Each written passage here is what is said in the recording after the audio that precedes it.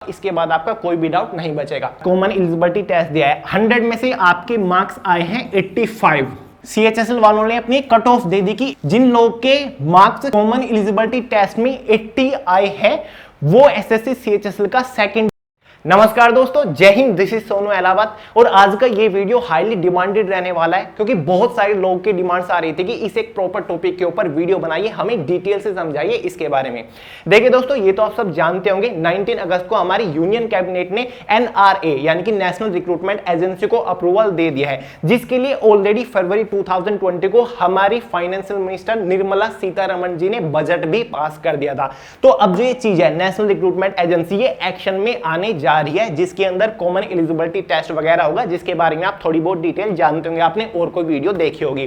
तो काफी सारे लोग के डाउट्स यहीं पर आ रही हैं कि ये है क्या, नेशनल रिक्रूटमेंट एजेंसी काम कैसे करेगी, ये जो कॉमन एलिजिबिलिटी टेस्ट है कैसे होगा, ये कौन कौन से एग्जाम्स की जगह लेने जा रहा है, अगर एसएससी रेलवे भी इसके अंदर आ जाएगा तो क्या अब के बाद एसएससी रेलवे के अंदर कोई नई वैकेंसी नहीं आएगी, इसका टाइम ड्यूरेशन क्या रहेगा, क्या बार बार इसे अटेम्प्ट कर सकते हैं, इसका सिलेबस क्या रहेगा, काफी लोग के डाउट्स आ रहे हैं, इसके बेनिफिट्स क्या है, फायदे हैं या फिर नुकसान है, कंपटीशन बढ़ेगा या फिर घटेगा, और ये कब से प्रॉपर स्टार्ट हो जाएगा, जो एग्जाम अभी बचे हुए क्या उनमें भी ये लागू होगा, यानी कि रेलवे वगैरह एसएससी के वगैरह। तो चलिए, जितने भी आपके डाउट हैं इस चीज से रिलेटेड, यानी कि NRA से रिलेटेड या फिर कॉमन एलिजिबिलिटी टेस्ट से रिलेटेड, इस वीडियो में सभी डिटेल के साथ क्लियर कर दूंगा, इसके बाद आपका कोई भी डाउट नहीं बचेगा। तो चलिए फटाफट शुरू करते हैं। तो दोस्तों, इसे डिटेल से समझने के लिए पहले मैं आपको फिलहाल का थोड़ा सा प्रोसीजर बताना चाहूंगा। अगर आप एक गवर्नमेंट जॉब एस्पिरेंट हो और आपने ग्रेजुएशन पास किया है, तो जितनी भी एसएससी के थ्रू ग्रेजुएशन लेवल की वैकेंसी आती है, आपको उनके लिए फॉर्म अप्लाई करना पड़ता है। मान लीजिए कि एसएससी सीजीएल की वैकेंसी आई है, आपने उसके लिए रजिस्ट्रेशन किया,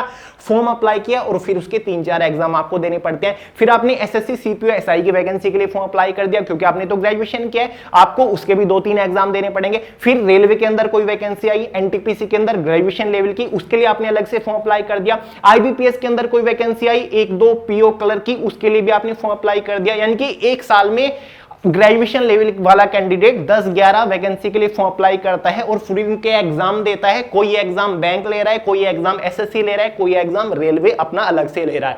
कि कई बार ऐसा भी होता होगा आपके साथ कि काफी सारे एग्जाम आपके एक ही डेट पर पड़ जाते हैं, जिसकी वजह से आपका एग्जाम भी मिस हो जाता है। यानी कि फिलहाल ऐसा होता है, आपको बहुत सारे रजिस्ट्रेशन करने पड़ते हैं, फॉर्म अप्लाई करने पड़ते हैं, फिर बहुत सारे एग्जाम देने पड़ते हैं। ऐसे 12th पास वाले कैंडिडेट के लिए होता है। तो ये फिलहाल का प्रोसीजर ऐसा चलता है। लेकिन जो अप्रूवल मिला है, यूनियन कैबिनेट ने नेशनल रिक्रूटमेंट एजेंसी का गठन किया है। अब ये क्या है, ये एक बहुत ही बड़े लेवल की एक अपनी एजेंसी, यानी कि एक तरीके से प्राइवेट एजेंसी रहने वाली है, सेपरेट एजेंसी रहने वाली है, जो कि कुछ डिपार्टमेंट को कवर करेगी, उनका एग्जाम कराने का जिम्मा उठाएगी। ये एक एग्जाम कंडक्ट कराएगी जिसका नाम रहेगा कॉमन एलिजिबिलिटी टेस्ट। ये केवल एक प्री एग्जाम होगा। मैं आपको आगे समझाऊंगा कि प्री एग्जाम में से क्यों बोल रहा हूं।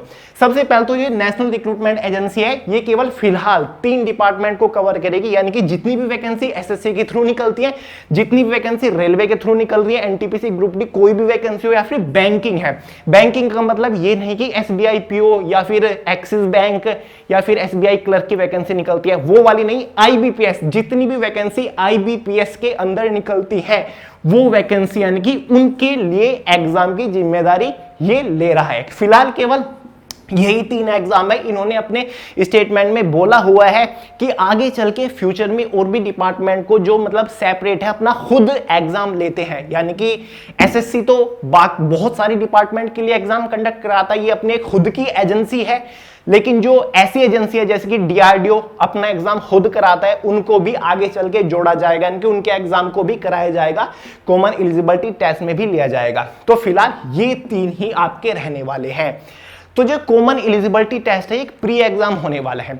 ऐसा मान लीजिए कि जैसे कि एसएससी के अंदर सीजीएल की वैकेंसी निकली, तो उसमें आपको लगभग 3-4 एग्जाम देने पड़ते हैं, यानी कि 3 एग्जाम आपको देने पड़ते हैं। लेकिन ये जिम्मा ले रहा है केवल प्री एग्जाम का, एक कॉमन एग्जाम हो जाएगा। एसएससी सीपीओ के अंदर भी आपके 2 एग्जाम होते हैं, आपके बैंकिंग के अंदर भी 2 एग्जाम होते हैं, प्री मेन होता है। ये जो प्री एग्जाम एक मेन एंट्रेंस एग्जाम आप इसे मान सकते हैं, यानी कि केवल एक एग्जाम हो जाएगा और फिर जितना भी आप उसमें स्कोर करोगे उसके बेसिस पर जब कोई भी वैकेंसी निकलेगी, आपको प्री एग्जाम तो आपका हो चुका है, आप वो जो आपने उसमें स्कोर किया है, यानी कि कॉमन एलिजिबिलिटी टेस्ट में जितना स्कोर किया उसके बेसिस पर आपको जो वैकेंसी आएगी, ठीक है, उसके सेकंड स्टेज यानी कि CBT 2 में एंटर करोगे, उसके बेसिस पर वो एक प्रॉपर मेरिट रखेगा।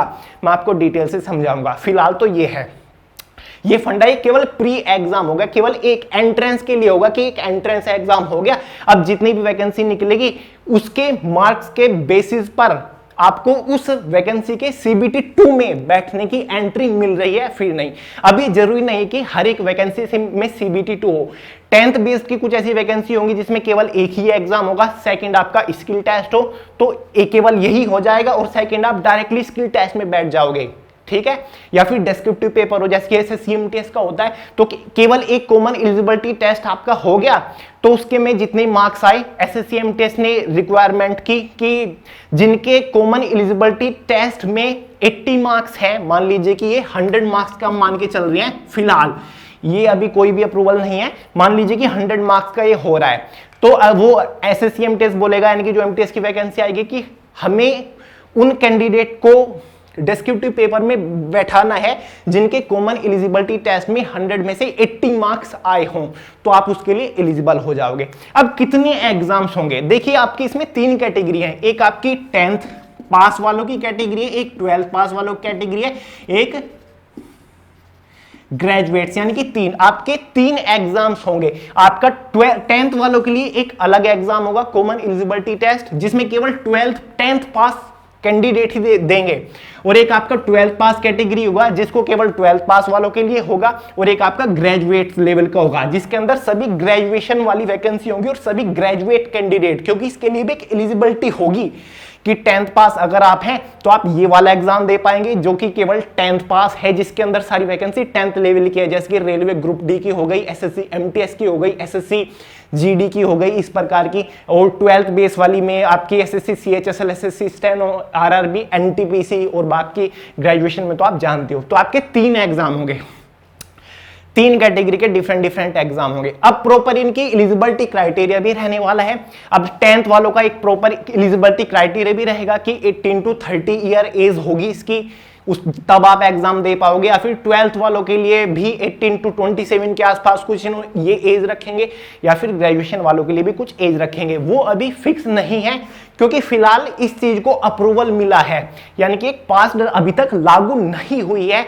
जितनी भी वैकेंसी 2020 में आएंगी या फिर चली हुई है जिनका एग्जाम होना बाकी है, वो वही एजेंसी लेगी जिसके थ्रू फिलहाल वैकेंसी निकली है। SSC के थ्रू कोई वैकेंसी निकली तो फिलहाल वही लेगी। रेलवे के थ्रू NTPC की वैकेंसी चली हुई, फिलहाल रेलवे ही लेगा। जो वैकेंसी 2021 में आएगी वो इसके अंडर आएगी, यानी कि NRA प्रॉपर जो स्टार्ट होगा, इनिशिएट होगा, 2021 से लागू होगा। फिलहाल जितनी वैकेंसी पेंडिंग है वो अपना वही डिपार्टमेंट लेगा, ठीक है। ये चीज आपकी क्लियर हो चुकी होगी।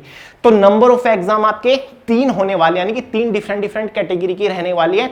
अब बात करें कि आप कितना अटेम्प्ट इसमें दे सकते हो और इसकी वैलिडिटी कितनी रहेगी। मान लीजिए कि आपने एक बार दे दिया और आपका कुछ स्कोर आ गया कॉमन एलिजिबिलिटी टेस्ट में, तो वो स्कोर आपका कब तक वैलिड रहेगा। अब देखिए इसमें जो आपका एग्जाम होगा 1 साल में 2 बार होगा, यानी कि आप 1 साल में 2 बार दे पाओगे। अगर आपने एक बार कॉमन एलिजिबिलिटी टेस्ट दे दिया किसी भी कैटेगरी का और आपको लगा कि हाँ मेरे मार्क्स कम है, मैं उसे और इंप्रूव करना चाहता हूं, तो आपको दूसरा भी चांस मिलेगा, आप उसे और इंप्रूव कर सकते हैं। आपको अगले साल आएगा तो आप उसे फिर से दे सकते हैं, यानी कि वो आपके मार्क्स काउंट किए जाएंगे जो कि आपके हाईएस्ट मार्क होंगे, यानी कि आप कितनी भी अटेम्प्ट दे सकते हैं। इसमें कोई भी ऐसा फिक्स नहीं है कि आप केवल एक ही अटेम्प्ट दे पाओगे। मान लीजिए कि आपने केवल एक अटेम्प्ट दिया एंड 2021 में ये लागू हो गया मान लीजिए, और आपने जनवरी के आसपास एग्जाम हुआ, मानने की बात मान के चलिए आप, ऐसा कॉमन एलिजिबिलिटी टेस्ट हुआ जनवरी में मान लीजिए और आपने दिया, उसके बाद फिर से ये जून या फिर जुलाई में हुआ, लेकिन आप जून जुलाई वाला नहीं दे पाए, तो जो आपने और उसके बाद का कोई आप नहीं दे पाए, जो आपने 2021 जनवरी में दिया था कॉमन एलिजिबिलिटी टेस्ट, उसमें जितना स्कोर आया था वो स्कोर जो आपका वैलिड रहेगा वो आपका 3 ईयर तक रहेगा, यानी कि 3 ईयर तक वैलिडिटी रहेगी। 3 साल के अंदर जितनी भी वैकेंसी आएंगी SSC, बैंकिंग या फिर आपकी रेलवे के अंदर, वो स्कोर आपका उसमें प्रॉपर वैलिड रहेगा, वो काउंट होगा। तो 3 साल तक उसकी वैलिडिटी रहेगी। बाकी आप अटेम्प्ट कितना ही कर सकते हैं, कितनी बार भी उस एग्जाम को दे सकते हैं, ऐसा अभी तक उसमें कुछ नहीं कहा हुआ है। यही कहा हुआ है कि पूरी इसमें इंडिपेंडेंसी है, फ्री आप दे सकते हो एग्जाम। तो अपॉर्चुनिटी आपको इसमें पूरी मिलने वाली है। वैसे एक साल में 2 बार ये होगा, स्टार्टिंग में और मिड ईयर में। अब बात कर ले इसके सिलेबस की। अब देखिए सिलेबस तो इसमें अभी कोई आया नहीं निकल के कि ये प्रॉपर सिलेबस होगा। नाम देखिए आप, कॉमन एलिजिबिलिटी टेस्ट है। ये वैकेंसी आपकी कवर है एसएससी रेलवे बैंकिंग। तो मेरे हिसाब से जहां तक मैंने अपने सोर्सेज लगाए हुए हैं, जहां तक मुझे पता चला कि रेलवे नेशनल रिक्रूटमेंट जो एजेंसी इन्होंने बनाई है किसके सिमिलर है, किसके रेफरेंस से बनाई है। एक एनटीए है, नेशनल टेस्टिंग एजेंसी। एक एनटीए ऑलरेडी एग्जिस्ट कर रही है इंडिया के अंदर, जो कि मेडिकल स्टूडेंट्स के लिए है। यानी कि वो एनटीए नेशनल टेस्टिंग एजेंसी के थ्रू एग्जाम देते हैं, फिर उनको ऐसे ही कॉलेजेस या फिर कोर्सेज डिस्ट्रीब्यूट किए जाते हैं। तो उसी के सिमिलर है। तो जो ये कॉमन एलिजिबिलिटी टेस्ट होगा, इसका जो सिलेबस मेरे अकॉर्डिंग रहेगा वो आपका एप्टीट्यूड, मेंटल एबिलिटी और आपका जनरल स्टडीज वगैरह रहने वाला है, यानी कि जनरल अवेयरनेस रहने वाला है, क्योंकि कॉमन रहेगा। अब देखिए एसएससी के जितने भी एग्जाम होते हैं, एसएससी, एमटीएस, सीजीएल, सीपीओ, उनका जो प्री एग्जाम होता है, यानी कि फर्स्ट एग्जाम होता है, उनका सिलेबस ऑलमोस्ट सेम रहता है। आपका जीएस उसके अंदर होता है, यानी कि जनरल अवेयरनेस होता है, आपका क्वांटिटेटिव एप्टीट्यूड होता है, रीजनिंग, मेंटल एबिलिटी होता है। साथ ही रेलवे के प्री एग्जाम भी आपको ऑलमोस्ट सेम है। बैंकिंग का जो प्री एग्जाम है वो भी आपका सेम है, उसमें आपका जनरल अवेयरनेस और आपका रीजनिंग और न्यूमेरिकल एबिलिटी आता है। तो जो ये रह सकता है वो आपका यही रहेगा, क्योंकि कॉमन है ना, ये डिफरेंट वैकेंसी का एक कॉमन एग्जाम है। तो ये सिलेबस रह सकता है, लेकिन अभी तक फिक्स नहीं है। फाइनली मैं आपको एक और सबसे इंपॉर्टेंट चीज बताता हूं। देखिए दोस्तों, जो ये प्रोसीजर है, यानी कि नेशनल रिक्रूटमेंट एजेंसी और कॉमन एलिजिबिलिटी टेस्ट, ये वर्क कैसे करेगा। मान के चलिए 2021 जनवरी तक, यानी कि स्टार्टिंग तक ये प्रॉपर लागू हो जाता है और एग्जाम कंडक्ट कराने स्टार्ट कर देती है। मान के चलिए, मैं आपको समझा रहा हूं, थोड़ा बहुत लेट भी हो सकता है, कुछ भी हो सकता है, एक बार मान के चलिए, ठीक है। तो कैसे होगा, मान लीजिए कि फरवरी या फिर मार्च के अंदर आपका कॉमन एलिजिबिलिटी टेस्ट कंडक्ट हो गया, तीनों ही कैटेगरी का, 10th वालों के लिए हो गया, 12th वालों के लिए, ग्रेजुएशन वालों के लिए हो गया। ये आप मान के चलिए कि 100 मार्क्स का ये होगा। ये भी मैं आपको मान के चलने के लिए बोल रहा हूं, क्योंकि अभी ये भी कुछ फिक्स नहीं है कि कितनी मार्क्स का होने वाला है। मान लीजिए कि 100 मार्क्स का होगा। अब आपने 12th पास किया, आपने सेकंड कैटेगरी वाला कॉमन एलिजिबिलिटी टेस्ट दिया है, 100 में से आपके मार्क्स आए हैं 85। तो 85 मार्क्स आपके आ गए, आप बैठ गए कि हाँ मेरे 85 मार्क्स आ गए। तो अब एसएससी के थ्रू जितनी भी 12th वाली वैकेंसी आती है, उनके अंदर आपको प्रॉपर अपॉर्चुनिटी मिलेगी। मान के चलिए एसएससी के थ्रू सीएचएसएल और एसएससी स्टेनो की वैकेंसी आ जाती है। साथ ही रेलवे के अंदर एनटीपीसी की वैकेंसी आ जाती है, जो कि 12 बेस्ड वाली वैकेंसी होती है। तो अब आपको उसके प्री एग्जाम में, यानी कि उनका प्री एग्जाम आपको नहीं देना पड़ेगा, क्योंकि ये कॉमन एलिजिबिलिटी टेस्ट हो गया। तो जो एसएससी सीएचएसएल की वैकेंसी, वो अपनी एक प्रॉपर कट ऑफ निकालेगा कि जिन लोगों के मार्क्स 80 हैं, यानी कि 80 प्लस है, इनकी एसएससी सीएचएसएल वालों ने अपनी कट ऑफ दे दी कि 80, जिन लोगों के मार्क्स कॉमन एलिजिबिलिटी टेस्ट में 80 आए हैं, वो एसएससी सीएचएसएल का सेकंड स्टेज, यानी कि डिस्क्रिप्टिव पेपर या फिर मेंस एग्जाम में बैठ सकते हैं। हम उनको बुला रहे हैं कि वो मेंस एग्जाम दे और अपना सिलेक्शन ले। तो आपके आए थे 85 मार्क्स, तो आप इसके लिए एलिजिबल होंगे। आप इसका CBT2 या फिर जो इसका डिस्क्रिप्टिव पेपर होता है एसएससी सीएचएसएल में, उसमें बैठ सकते हैं और उसके बाद टाइपिंग टेस्ट देके फाइनल सिलेक्शन ले सकते हैं। तो ये प्रोसीजर रहने वाला है। ऐसे ही आपकी मान के चलिए रेलवे एनटीपीसी की वैकेंसी आ गई, 12 बेस्ड वाली वैकेंसी आ गई, आपके मार्क्स आए थे 85 और एनटीपीसी ने बोल दिया कि जिन लोगों के कॉमन एलिजिबिलिटी टेस्ट में मार्क्स हैं, यानी कि एनटीपीसी अपने एक अलग कट ऑफ रख के चल रहा है, जिन लोगों के मार्क्स 87 हैं, जिन लोगों के मार्क्स 87 हैं, हम उनको मौका देते हैं कि वो रेलवे एनटीपीसी के सेकंड स्टेज में बैठ सकते हैं, यानी कि CBT2 में एंटर कर सकते हैं। और आपके मार्क्स थे 85, तो आप इसके लिए एलिजिबल नहीं होंगे कि आप रेलवे आरआरबी एनटीपीसी के CBT2 में बैठे, क्योंकि आपके मार्क्स कम थे। तो फिर आप जो सेकंड अपॉर्चुनिटी आपको मिलेगी कॉमन एलिजिबिलिटी टेस्ट की, तो आप फिर से ये एग्जाम दे सकते हैं और आपके मार्क्स आगे मान लीजिए कि 90, और नेक्स्ट ईयर एनटीपीसी की फिर से वैकेंसी निकलती है और उन्होंने अपनी कट ऑफ थोड़ी बहुत कम ऊपर कर दी, उन्होंने कर दी 90 ही मान लीजिए उन्होंने कर दी, और आपके मार्क्स 19 थे, तो आप इसमें प्रॉपर बैठ सकते हैं। तो ये आपका प्रोसीजर रहने वाला है। आपको हर एक वैकेंसी के लिए बार बार बहुत सारे एग्जाम नहीं देने पड़ेंगे। ऐसा नहीं कि एसएससी सीएचएसएल की वैकेंसी आई उसका भी आपने सीबीटी फर्स्ट दिया, एनटीपीसी आई उसका भी आप सीबीटी फर्स्ट दे रहे हो, ऐसा नहीं। केवल ये एक एग्जाम हो जाएगा, फिर आप उनके सीबीटी 2 के लिए एक ये मान के चलिए कि एक एंट्रेंस एग्जाम है, एक एंट्रेंस एग्जाम है जहां पर आपको एंट्री दी जा रही है उन वैकेंसी की सेकंड स्टेज में बैठने के लिए। तो फ्रेंड्स ये पूरा फंडा होने वाला है। इस एजेंसी का नाम है नेशनल रिक्रूटमेंट एजेंसी, जो कि कॉमन एलिजिबिलिटी टेस्ट कंडक्ट कराने वाली है। तो ये है। अब इससे बेनिफिट होगा या फिर नुकसान होगा, लॉस होगा?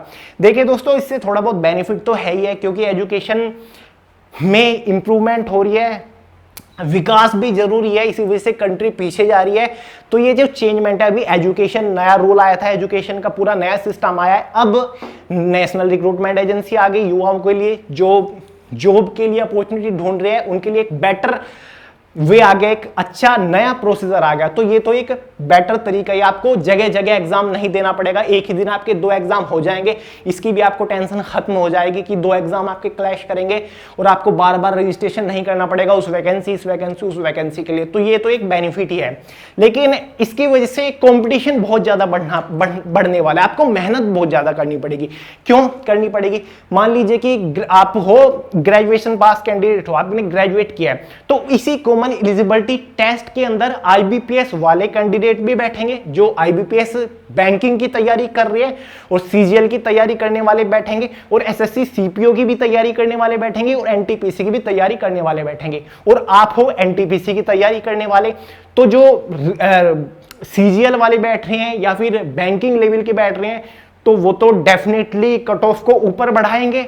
तो आपको भी पूरी कोशिश करनी पड़ेगी कि मैं मार्क्स ज्यादा से ज्यादा लेकर आऊं, क्योंकि वो बड़े लेवल के एग्जाम की तैयारी कर रहे हैं, इसलिए कट ऑफ ऊपर जाएगी, कंपटीशन बढ़ेगा, आपको और ज्यादा मेहनत करनी पड़ेगी, क्योंकि हर एक टाइप के स्टूडेंट बैठ रहे हैं। पहले तो आप एनटीपीसी का अगर एग्जाम दे रहे हो तो वहां पर एनटीपीसी के लेवल के ही स्टूडेंट मिलते थे, क्योंकि बैंक वाले तो अपना बैंक के पीछे लगे हुए थे। लेकिन अब बैंक वालों को भी ये देना पड़ेगा कॉमन एलिजिबिलिटी टेस्ट, इसी वजह से कॉम्पिटिशन थोड़ा बढ़ेगा, तो आपको ज्यादा मेहनत करनी पड़ेगी।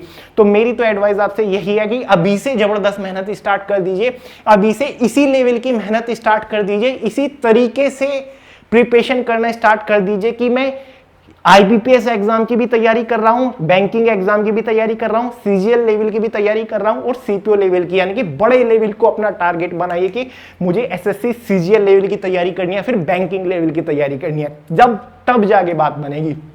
तो फ्रेंड्स, ये है आपका कंप्लीट प्रोसीजर। अगर आपका कोई भी डाउट रह गया हो तो आप नीचे कमेंट करके पूछ सकते हैं, या फिर मैं आपको इंस्टाग्राम पे मिल जाऊंगा वे टू सक्सेस 5, वहां पर भी आप अपना डाउट लिख सकते हैं। वीडियो पसंद आई हो, आपके डाउट क्लियर हो गए तो लाइक जरूर कर दीजिएगा, अपने दोस्तों के साथ वीडियो को ज्यादा से ज्यादा शेयर जरूर कर देना, चैनल को सब्सक्राइब करना मत भूलना, साथ ही बेल आइकन को भी प्रेस कर दीजिएगा।